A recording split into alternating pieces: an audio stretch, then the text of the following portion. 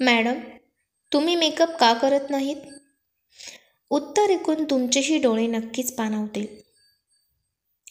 झारखंड राज्यातल्या मलप्पुरमच्या शिक्षिका राणी सोयामुई महाविद्यालयातल्या विद्यार्थ्यांशी एकदा आपुलकीचा संवाद साधत होत्या. हातावर घड्याळाशिवाय कोणतंच आभूषण त्यांनी घातलेलं नव्हतं. त्यांनी तोंडाला पावडरही लावली नसल्यानं उपस्थित विद्यार्थिनींना मोठं आश्चर्य वाटलं. शिक्षिका राणी सोयामुई यांचं भाषण इंग्रजीतून होतं. अवघी 2च मिनिटं त्या बोलल्या, परंतु त्यांच्या प्रत्येक शब्दात दृढ संकल्प होता.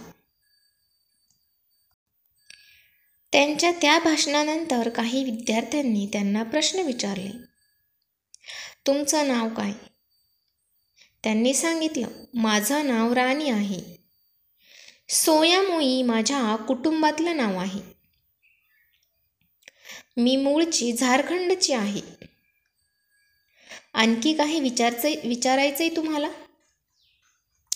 त्या विद्यार्थ्यांमधली एक सडपातळ मुलगी उभी राहिली. शिक्षिका सोयामुई म्हणाल्या, विचार बेटा. क्षणाचाही विलंब न करता ती मुलगी म्हणाली, मॅडम, तुम्ही मेकअप का करत नाहीत? मॅडमचा चेहरा अचानक पडला. त्यांच्या माथ्यावर घाम आला. चेहऱ्यावरचं हास्य अचानक फिकं पडलं. उपस्थित सर्व शांत झाले. मॅडमनी टेबलावर असलेल्या पाण्याच्या बाटलीतून थोडं पाणी पिलं. प्रश्न विचारणाऱ्या त्या मुलीला इशाऱ्यानेच त्यांनी बसायला सांगितलं. त्यानंतर त्या बोलू लागल्या. त्या म्हणाल्या, मला सतावणारा प्रश्न तू विचारला आहेस. त्या प्रश्नाचं उत्तर तुला एका शब्दात देता येणार नाही. त्यासाठी तुला माझी संपूर्ण जीवन कहाणी ऐकावी लागेल. त्यासाठी तू 10 मिनिटांचा वेळ देशील का? त्या मुलीसह सर्वांनीच तशी तयारी दाखवली. मॅडम म्हणाल्या, माझा जन्म झारखंड राज्यातल्या एका आदिवासी परिसरात झाला होता. थोडंसं थांबून उपस्थितांकडे पाहत त्या म्हणाल्या, कोडरमा जिल्ह्यातल्या एका आदिवासी परिसरात असलेल्या छोट्याशा झोपडीत माझा जन्म झाला. ती झोपडी पूर्णपणे कोळशांनी भरलेली होती. माझे आई वडील तिथं खाणकाम करायचे. माझे 2 मोठे भाऊ आणि छोटी बहीण होती. आम्ही त्या झोपडीत राहत होतो. पावसात त्या झोपडीतून पाणी टपकायचं. माझे आई वडील कमी मोबदल्यात त्या खाणीत काम करायचे, कारण त्यांना दुसरं काम मिळालं नव्हतं. ते खूप अवघड काम होतं. जेव्हा मी 4 वर्षांची होते तेव्हा माझे आई वडील आणि 2 भाऊ वेगवेगळ्या आजारांनी अंथरुणाला खिळून होते. त्यावेळी हे माहीत नव्हतं की त्या खाणीतली धूळ नाकावाटे शरीरात गेल्यामुळे वेगवेगळे आजार होत होते. जेव्हा मी 5 वर्षांची होते तेव्हा माझे 2 भाऊ वेगवेगळ्या आजारांनी मरण पावले. एक हुंदका देऊन मॅडमनी बोलणं बंद केलं आणि हातातल्या रुमालानं डोळं पुसले. त्या पुढे म्हणाल्या, त्यावेळेस आमचं जेवण साधं पाणी आणि 2 भाकरी असं होतं. माझे 2 भाऊ आजार आणि गरिबीमुळे हे जग सोडून गेले. माझ्या गावात डॉक्टर तर सोडा, साधी शाळा पण नव्हती.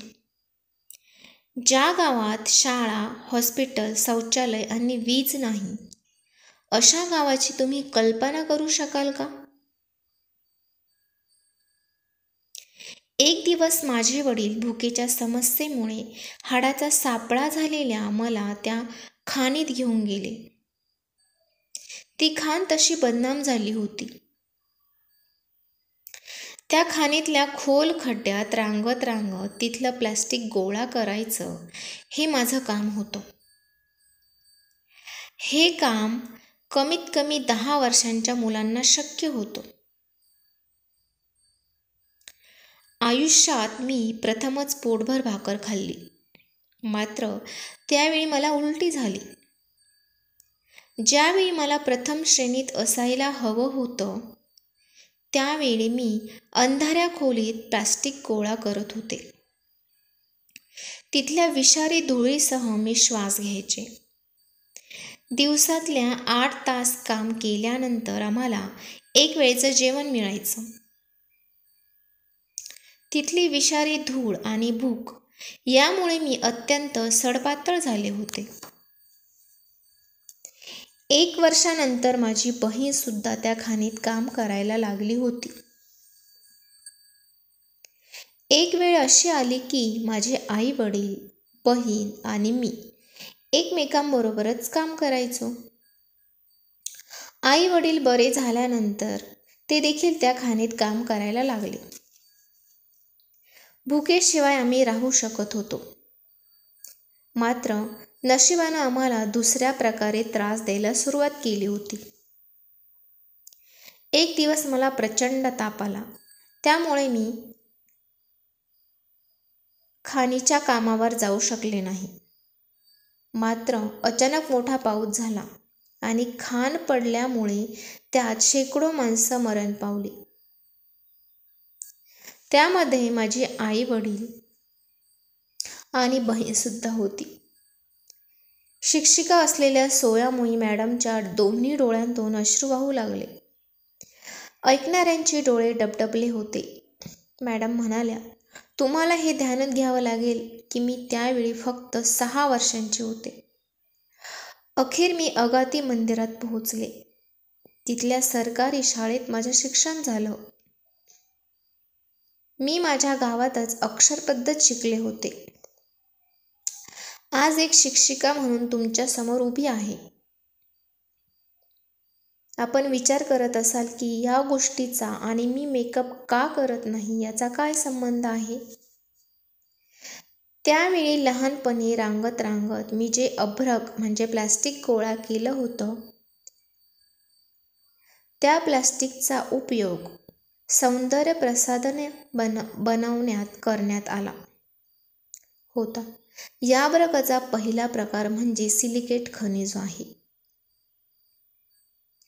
अनेक मोठमोठ्या कॉस्मेटिक कंपन्या तुमच्या त्वचा उजळून काढण्यासाठी जे सौंदर्य प्रसाधनं तयार करता आहेत, 20,000 लहान मुलं स्वतःचे जीव धोक्यात घालून ते अभ्रक गोळा करतायत.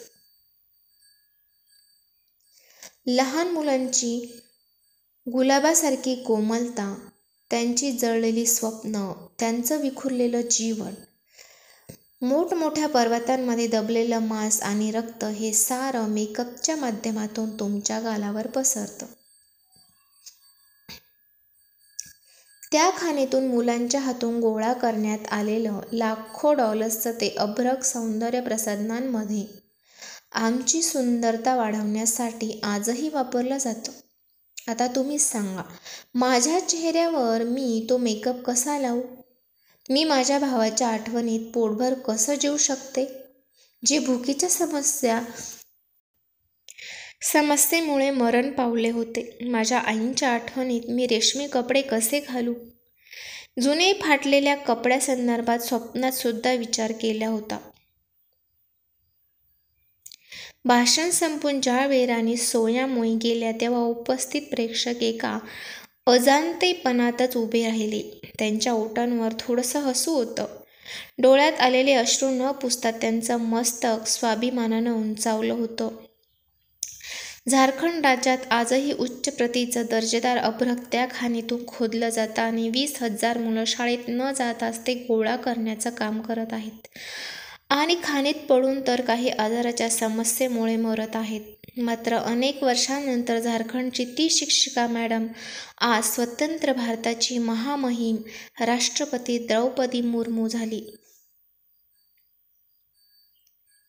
व्हिडिओ आवडला तर लाईक, शेअर आणि सबस्क्राईब नक्की करा. धन्यवाद.